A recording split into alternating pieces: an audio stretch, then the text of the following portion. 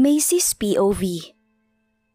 Imbis na pauwi na kami, sa police station kami pinulot dahil hinuli ng mga pulis si Lucio. Paano ba naman kasi, bigla na lang nagtawag ng pulis ang Eunice na tinutukoy ni Talia.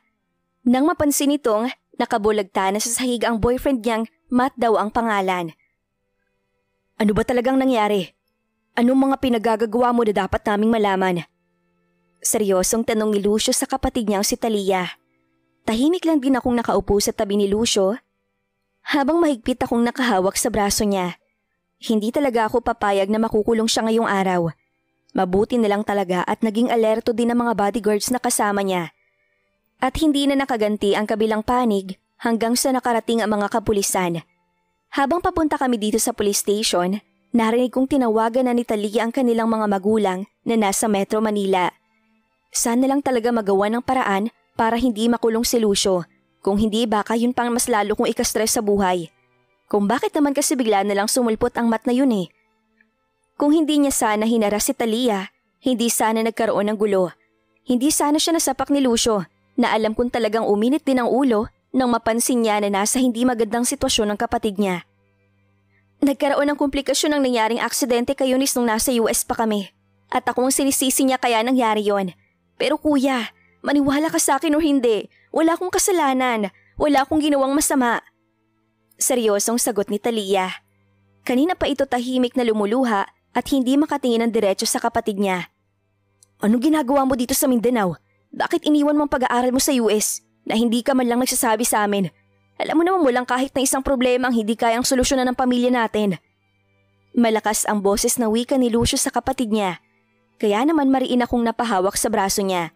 Nag-uumpisa na namang uminit ang ulo niya, which is hindi talaga dapat, lalo na dayo lang kami sa lugar na to. Nagkaroon ng komplikasyon sa kalusugan ni Eunice dulot ng aksidenteng yon at kailangan may mag-donate sa kanya ng kidney sa lalong madaling panahon. Gusto ng boyfriend niyang si Matt na ako ang magbigay nun. Seryosong sagot ni Talia na labis kong ikinagulat. At pumayag ka? Ano ba Talia? Hindi ka naman ganun katanga para isakripisyo mo ang sarili mong kalusugan para sa walang kwentang bagay, di ba? Tsaka bakit sa dinabi-dami ng tao sa mundo, bakit ikaw pa? Galit na sigaw ni Lucio.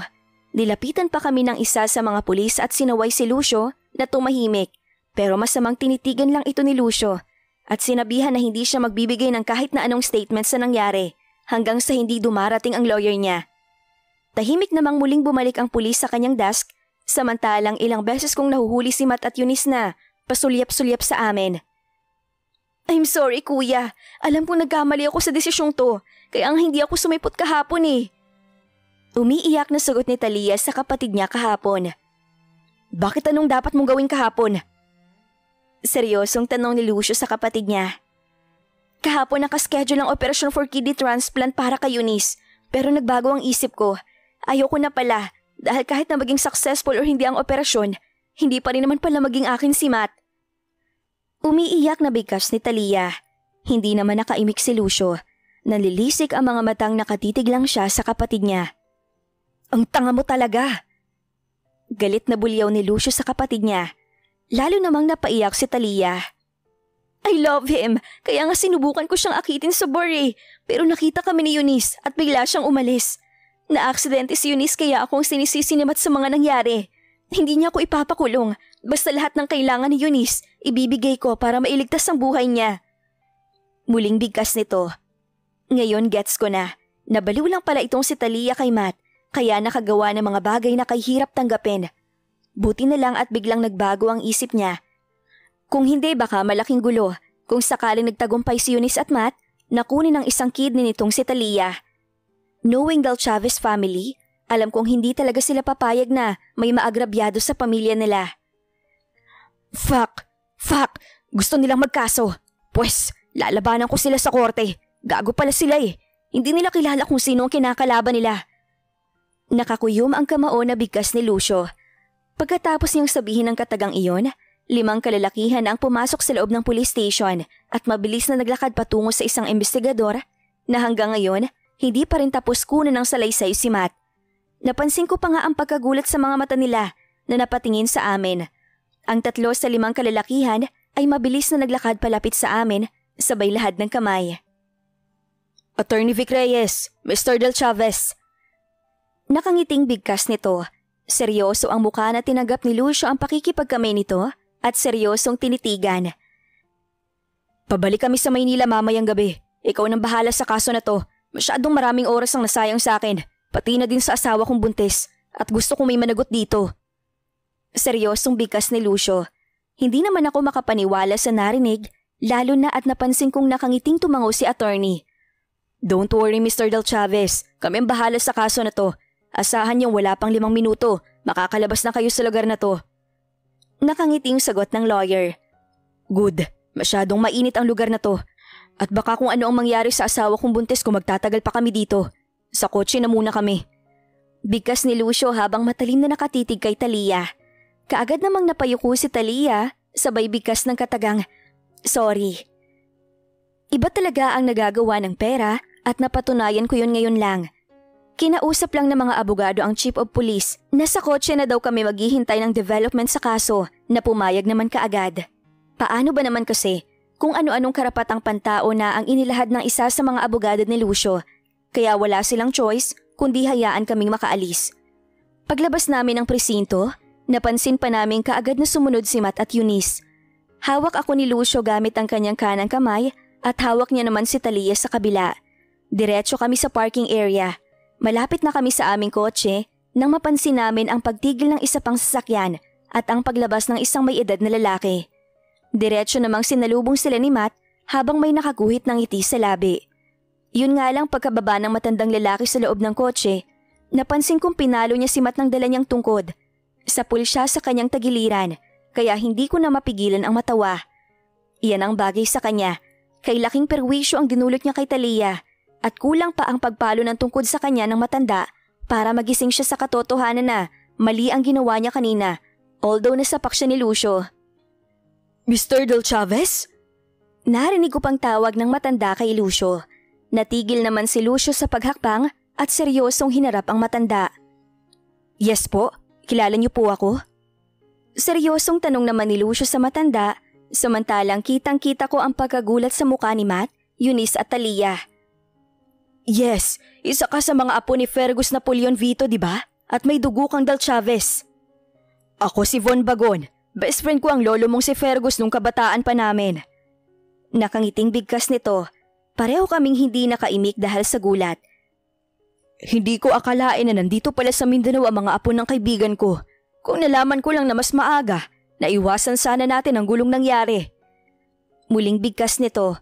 Napatitig ako kay Lucio na noon ay blanco ang ekspresyon ng muka na nakatitig sa matandang kaharap namin. Matt, pumarinig ka. Ano naman ang ginawa mong bata ka? Bakit sa dinami-dami ng pwede mong ibuli ngayong araw? Bakit ang pamilyang Vito Del Chavez pa? Muling bigkas ng matanda. Napansin kong kaagad na naglakad palapit sa amin ang gulat na si Matt habang matalim ang mga matang nakatitig kay Talia. Kaagad namang nag-iwas ng tingin si Talia at mahigpit na napakapit sa braso ni Lucio. Mukhang na-trauma talaga siya sa ugali ng lalaking kaharap namin, which is hindi maganda. Well, nice to meet you po. Babanggitin ko na lang kay Lolo Fergus ang tungkol sa pagkikita natin. Sa ngayon, kailangan na talaga naming makaalis. Malamig ang boses na bigkas ni Lucio. Ramdam ng lahat kung gaano kalamig ang pakikiharap niya sa matanda. Naku, aalis ka agad kayo? Iimbitahan ko sana kayo sa bahay. Magpapahanda ako ng mga pagkain dahil sure ako nagutom kayo sa mga nangyari. Don't worry Mr. Del Chavez. Ako nang bahalang dumisiplina sa apo ko. Kung ano man ang kabulastugan na ginawa niya kanina, ako na ang bahalang dumisiplina sa kanya. Nakangiting muling bigkas ng matanda. Mukha naman siyang mabait, pero sadyang nasira na ang mood ng lahat. Paano ba naman kasi, ang daming nasayang na oras dahil sa kagagawa ng apo niya. Mabuti na lang talaga at hindi na ako sinumpong ng pagkahilo dulot ng pagbubuntis. Lo, enough! Bakit kailangan pang pilitin ng taong ayaw? Sino ba sila? Bakas ng inis sa boses ni Matt na tanong niya sa lolo niya. Kaagad naman siyang pinukol ng masamang tingin ng kanyang abuelo at sinenya sa na tumahimik. Tigil! Hindi mo ba kilala mga Vito at Del Chavez? Malaking bahagi ng negosyo natin ay nakatie up sa kanila. Seryosong sagot nito sa apo. What? How about Talia? Tanong naman ni Matt sa abuelo niya. Bingi ka ba? Hindi ba't nabanggit ko kanina na kapatid ko siya? By the way, Mr. Von Bagon, pwede po bang pagsabihin niyo ang apo niyo na huwag nang harasin ang kapatid kong si Talia? Muntik nang napahamak ang kapatid ko dahil sa apo niyo at hinding-hindi yun matatanggap ng pamilya namin. Seryosong bigkas ni Lucio. Napansin kong saglit na natigilan ang matanda bago niya pinukol ng masamang tingin ang kanyang apo. Asahan mo na yan ang gagawin ko, iho. Ako na mismang humihingi ng dispensa sa mga nangyari. Apologetic namang bigkas ng matanda, kaya kaagad na nagpaalam si Lucio. Nagpahabol pa nga ang matanda na ikumusta daw namin siya kay Lola Fergus. Simpleng yes po lang ang naging sagot ni Lucio. Halatang mainit pa rin ang ulo sa mga nangyari. Bago kami nakaalis, nakita pa namin kung paano kinastigo ng matanda ang apo niya. Samantalang ang girlfriend itong si Eunice ay tahimik lang na nakikinig sa pag-uusap ng maglolo. Dahil sa sobrang dami na nangyari ngayong araw, ayaw ng pakampante ni Lucio. Kaagad siyang nag-request ng private chopper para sakyan pabalik ng Maynila. Ito lang kasi ang pinakamabilis na paraan para makaalis kaagad kami ng Mindanao, lalo na at kasama namin si Talia. Simula kasi noong komprontasyon sa police station, kapansin-pansin na din ang pagiging tahimik nito na para bang kay lalim ng iniisip. Naging maayos ang biyahe namin pabalik ng Maynila. Ligtas na lumapag ang chopper na sinasakyan namin sa mismong helipad ng Del Chavez Group of Companies, kung saan nag-aabang sila Madam Tiffany at Senyor Dimitri. Diyos ko, ang mga anak ko! Narinig ko pang bigkas ni Madam habang pasalubong na naglakad palapit sa amin. Hindi ko naman malaman kung ano ang gagawin ko. Natatakot na nahihiya ako kay Madam, lalo na at malinaw ang usapan namin noon na kailangan kong lumayo para maisakatuparan nila ang planong pagpapakasal ni Melissa at Lucio. Kaya lang, sino ba ang masusundin ko? Ang sinabi ni Lucio na hindi naman talaga siya ang ama ng ipinagbubuntis ni Melissa? Or si Madam Tiffany na alam kong sabik lang siyang maging maayos ang buhay na magiging una niyang apo kay Lucio? Kay hirap ng kalagayan ko, pero bahala na. Ang kailangan ko lang gawin ngayon ay ang magtiwala kay Lucio, lalo na at magkakaanak na din kami. Wala na akong plano pang umalis. Kung kinakailangan na ipaglaban ko ang pagmamahal ko kay Lucio, gagawin ko. Hindi para sa akin, kundi para sa magiging anak namin. Anak, Talia, ano bang nangyari sa'yo? Saan ka ba galing? Narinig ko pang sambit ni Madam Tiffany kasabay ng pagyakap niya kay Ma'am Talia. Kaagad namang napahikbi si Ma'am Talia habang humihingi ng sorry. Mahigpit naman akong napakapit kay Lucio, lalo na naglakad din palapit sa amin ang ama niyang si Senyor Dimitri. Welcome back, Macy. Masaya ako dahil hindi na nahirapan ng anak ko na hanapin ka, and may bonus pa, ang pasaway kong isa pang anak na si Talia. Nakangiting bigkas ni Senyor Dimitri. Hindi ko naman mapigilan ang mapangiti. Minsan lang kung magsalita si Senyor Dimitri, pero masaya ako dahil naging positive ang pagtanggap niya sa akin sa muling pagbabalik ko. Ang reaksyon na lang pala ni Madam Tiffany ang dapat kong isipin. Salamat po. Nahihiya akong sambit. Talagang mahal ka ng anak ko. Don't worry. Everything will be okay. We will make sure na may managot sa kaguluhang ito. Nakangiti niyang sagot sa akin. Dad, buntis si Macy. Sambit naman ni Lucio. Napansin ko ang pagkagulat na kaagad na rumihistro sa mukha ni Senyor Dimitri. Nagpalipat-lipat pa ang tingin niya sa pagitan naming dalawa ni Lucio, bago dahan-dahan na sumilay ang masayang ngiti sa labi. Well, this is a big celebration. Sa wakas, madadagdagan na ang miyembro ng pamilya. Malakas ang boses na bigkas nito, kaya napansin kong napatingin sa amin si Madam Tiffany. Kumalas siya sa pagkakayakap sa anak niyang si Talia at seryoso akong tinitigan. Ano yung narinig ko? Seryosong tanong nito. Sweetheart, wala naman palang dapat na ikalungkot. Buntis si Macy. Nakangiting bigkas ni Sir Dimitri. Halatang tuwang-tuwa siya sa pagdadalang tao ko. Kaya naman wala sa sariling napatitig ako kay Lucio na noon ay may malawak ng ngiti na nakaguhit sa labi. Buntis ka, Macy? Kailan pa? I mean, bakit hindi mo to sinabi nung bago ka umalis? Seryosong bigkas ni Madam. Kahit na seryoso ang boses niya, pero mukhang hindi naman siya galit sa akin. Noong nakaraang araw lang din namin nalaman ng tungkol sa pagdadalang tao niya, Ma'am. Mabuti na lang talaga at kay liit ng mundo at pinagtagpo ang landas namin. Kay Selen palang magbuntis nitong si Macy. Kay hirap pakainin, kaya no choice ako kundi tawagan si Kuya at humingi ng tulong. Total buo naman ang loob ko na umuwi na din eh. Seryosong sabat ni Talia. So, sinasabi mo ngayon na si Macy ang dahilan kaya naisipan mo magpakita? Seryosong tanong ni Madam Tiffany sa anak niyang si Talia. Napansin ko namang napangiwi ito bago ito naglakad patungo sa daddy nito at buong paglalambing na humawak sa braso at inihilig ang ulo nito sa balikat ng kanyang ama. Dado, si Mami, kinakastigo ako. Parang gusto ko na tuloy maglayas ulit. Nakangiti nitong bikas pero bakas sa boses ang paglalambing. Subukan mo ulit na maglayas. Kung hindi kakalbuhin na talaga kita. Seryosong sagot naman ni Madam Tiffany at pagkatapos noon, ako naman ang binalingan nito ng tingin. Buntis ka? Totoo ba? Ayoko na ng false information na balita dahil sumasakit na ang ulo ko sa dami ng problemang kinakaharap ng pamilya. Dumagdag pa talaga sa isipin ko ang punyetang Melissa na yon. Pati ba naman ako pinaglololoko ng malditang yon? Makikita niya talaga. Seryosong bigkas ni Madam Tiffany sa akin. Opo, buntis po ako at kung nalaman ko lang ito ng mas maaga, baka hindi nilang po ako umalis. Mahinang sagot ko sabay iwas ng tingin sa kanya. Katakot-takot na lakas ng loob ang inipon ko para masabi ko ang katagang yon at sana hindi siya magalit sa akin. Ma'am, halata naman na buntis diba? Tingnan mo, ang bilis niyang pumayat dahil hindi niya type ang mga pagkain na ibinibigay ko sa kanya. Seryosong sabat naman ni Talia. Ayaw niyang kumain? Ano na lang ang laman ng sikmura niya kung ayaw niyang kumain? Tubig at plain crackers lang ang nakain niya kanina. Tinawagan ko na si Dr. Cruz at darating siya mamaya sa penthouse para matingnan ang kalagayan ni Macy. Sabat naman ni Lucio. At bakit sa penthouse? Seryosong tanong ni Madam Tiffany.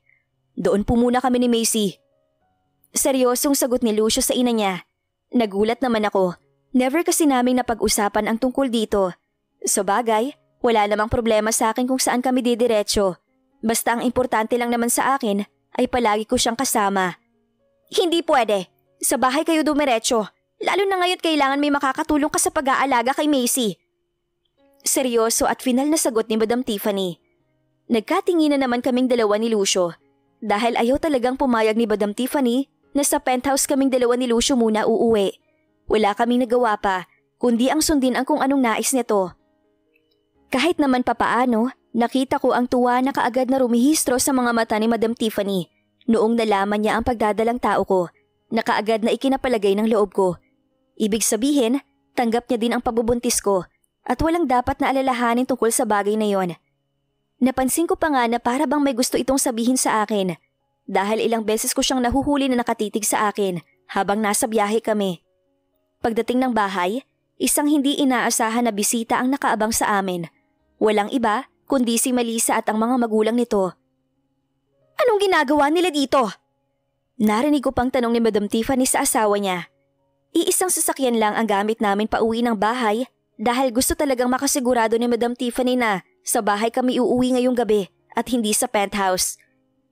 No choice kami ni Lucio kundi ang sumabay sa kanila. Kahit na makailang ulit nang sinabi ni Lucio sa ina niya na may sasakyan din naman siya. Dad, wala ako sa mood na pakihirapan sila. Mas gusto kong pagtuunan ng pansin si Macy, lalo na at kahapon pa siya walang matinong kain. Seryosong bigkas ni Lucio sa ama niya. Wala naman na kaming nakuhang sagot mula sa padre pamilya ng mga Del Chavez hanggang sa huminto ang kotse na sinasakyan namin malapit sa entrada ng bahay. Mabilis na bumaba sila Madam Tiffany at Senyor, samantalang hindi naman ako makakilos sa aking kinauupuan. As usual, ang hilig pa rin gumawa ng drama ng Melissa na yan. Narinig kong sambit ni Ma'am Talia, sabay baba na din ng kotse. Napatitig naman ako kay Lucio sabay iling. Mamaya na ako bababa. Seryosong bigkas ko. Ayaw kong makaharap si Melissa. Naiinis ako sa kanya nang dahil sa kasinungalingan niya, muntik na mawala sa akin ang tuluyan si Lucio. Imagine, hindi naman si Lucio ang ama ng ipinagbubuntis niya, pero ang galing niya magturo. Huwag kang mag-alala, sila mami at daddy na ang bahala sa kanila. Diretso tayo sa room natin dahil kailangan mo na magpahinga. Alam kong pagod ka na sa biyahe at kailangan mo nang i-relax ang katawan mo habang hinihintay natin ang pagdating ni Dr. Cruz. Seryosong sagot ni Lucio sa akin. Wala sa sariling napatingin ako sa kinaroroonan nila at hindi ko mapigilan ang magulat nang mapansin kong bigla na lang siyang sinampal ni Madam Tiffany. Galit itong dinuro ni Madam Tiffany habang kitang-kita ko naman ang pag-alma ng mga magulang ni Melissa. Hindi ko alam kung ano ang pinag-uusapan nila. Dahil nakasara pa ang pintuan ng sasakyan at hindi pumapasok dito sa loob ng sasakyan ang ingay na nagmumula sa labas. Pero kitang-kita ko ang galit sa mga mata ni Madam Tiffany at may pakumpas-kumpas pa ito ng kamay habang nagsasalita. Galit yata ang mami mo. Wala sa sariling wika ko. Huwag ka na magtaka sa ugali ni mami. Sa lahat ng ayaw niya ay yung niloloko siya. Sagot ni Lucio sa akin. Binuksan niya na ang pintuan sa gawin niya at nauna na siyang bumaba. Pagkatapos nun, inilahad niya ang kanyang kamay at inilalaya niya na din ako makababa. Nang tuluyan na din ako makalabas ng kotse, muling napadako ang tingin ko sa kinaroroonan nila Madam Tiffany. Dinig ko na ang galit na boses ni Madam habang pinapaalis niya ang kanilang mga bisita. Ang kapal ng mukha ng anak mo na ipaako sa anak ko ang pinagbubuntis niya? Anong palagay niyo sa pamilya namin? Tanga? Galit na sigaw nito. Tahimik namang nakamasid si Senyor Dimitri. Pero kitang-kita ko din ang matinding pagkadismaya sa mukha nito. Lucio, nag-aawa yata sila. Mahinang wika ko kay Lucio. Hindi ko pa rin maiwasan na makaramdam ng kaba. Mukhang nagkakainitan na ang magkabilang panig at parang hindi ko yata kayang panoorin. Feeling ko ako yata ang mas kinakabahan eh. Huwag mo silang pansinin. Diretso lakad lang tayo. Hayaan mo sila. Malalaki ng mga yan at alam na nila kung anong tama at mali. Sagot naman ni Lucio sa akin na may halong biro ang boses. Yun nga lang, bago pa kami tuluyang nakaalis, nakita na kami ni Senyor Dimitri. Lucio, hayaan mo munang si Talia ang maghatid kay Macy sa kwarto. Halika muna dito. Seryosong bigkas nito. Wala sa sariling napakapit ako kay Lucio. Lalo na at napansin kong napatitig na din sa gawin namin ang mga kaharap nila. Hindi ko tuloy mapigilan ang makaramdam ng kaba, lalo na nang tumitig din sa amin si Melissa. Kasabay nun ay bigla na lang itong naglakad palapit. Lucio, ano to? Mali ang nakuha mong balita tungkol sa akin? Kailan ba ako nagsinungaling sa'yo? Ikaw ang ama nitong ipinagbubuntis ko at hindi pwedeng basta mo nalang kong talikuran. Naiiyak pang bigkas nito pagkalapit sa amin. Kaagad namang sinenya sa ni Lucio sa Talia na lumapit. Pakihatid si Macy sa kwarto ko. Huwag mo siyang iwan hanggat hindi ako dumadating. Seryosong wika niya sa kapatid niya. Ayaw ko pa nga sanang sumama kay Talia dahil natatakot ako sa posibleng mangyari. Pero nang bigyan ako ng magaan na halik nito sa noo at masuyo siyang umiti sa akin, wala na akong choice pa, kundi ang sumama na lang kay Talia. Wala akong karapatan na makinig sa kung ano man ang pinag-uusapan nila dahil masyadong seryoso ang issue nila. At ayaw kong magmukha akong pakialamera. Ang importante lang sa akin ngayon, ina-assure na ni Lucio sa akin na hindi siya ang ama ng ipinagbubuntis ni Melissa at aayusin niya